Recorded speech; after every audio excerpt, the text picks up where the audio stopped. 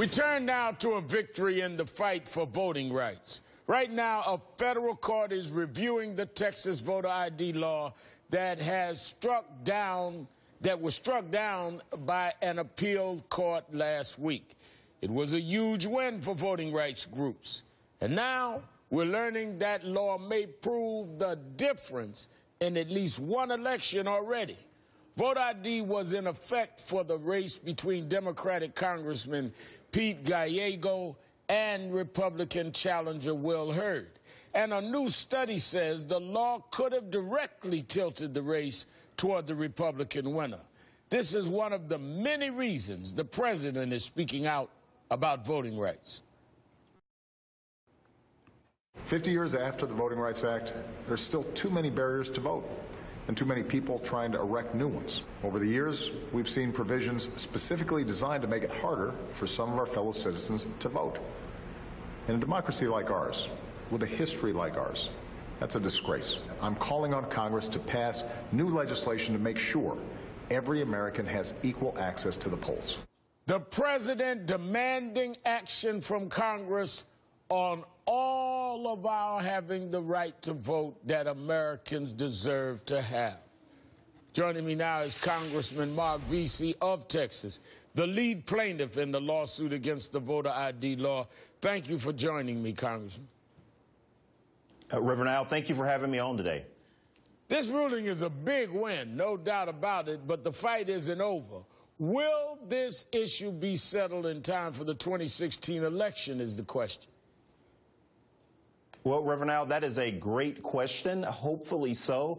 As you know, we got a favorable opinion from a three-judge panel in one of the most conservative appellate courts in the land, the Fifth Circuit, and all three judges unanimously said that this law violated Section 2 of the Voting Rights Act. Now, it's been remanded back to the district court level in Corpus Christi, and hopefully the district court judge will rule favorably in our behalf, so we will see what happens. But we want relief. We know that this law was designed to affect races just like Pete Gallego's, not necessarily a general election in a race like mine that's heavily Democratic in the general election, but we're in a Pete Gallego race where it truly is the only swing district in the state of Texas.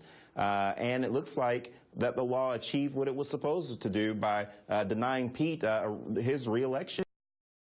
Now, here's what Texas Governor Greg Abbott said after the ruling, and I'm quoting him here. In light of ongoing voter fraud, it is imperative that Texans have a voter ID law that prevents cheating at the ballot box. Texas will continue to fight for its voter ID. But since the year 2000, Congressman, there have been 37 total known cases of voter fraud in Texas. Now, that's over the course of 15 years. Millions of votes have been cast. When will this voter fraud myth finally be put to rest? Reverend Al, that is a great question, and it is a big myth. I can tell you, before I was elected to Congress, I served in the state legislature, served on the elections committee, served on the committee that was created by the Republicans to pass the voter ID bill, and we had witness after witness. We had Republican witness after witness, and we asked them, show us any proven cases of in-person voter fraud, and absolutely zero cases for the entire 8 years I served in the legislature. They could never prove that one case ever existed, and we knew exactly what they were trying to do. The rumor actually going around the Texas Capitol was that ALEC had written the Texas voter ID bill, which is why the Republicans were taking very little amendments to help improve the rights of voters in Texas. But here's what troubles me. A new study looks at the impact that this law has had on non-voters in Texas and in the congressional district of the 23rd Congressional District where Gallego lost the election. Nearly 13% of non-voters didn't vote in the November 2014 elections because they believed they didn't have the necessary ID, though it turned out many of them did. Even the perception of a voter ID law can keep people from going to the polls. I mean, how do you fight back, Congressman? Absolutely.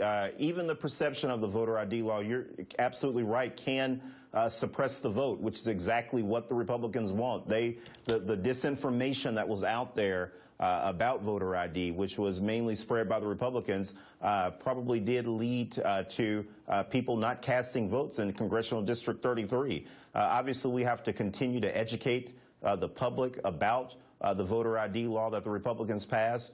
And until we can get relief at the court, which will hopefully happen soon before the 2016 primaries and the 2016 general elections get underway. All right. Congressman Marc Veasey, thank you for your time.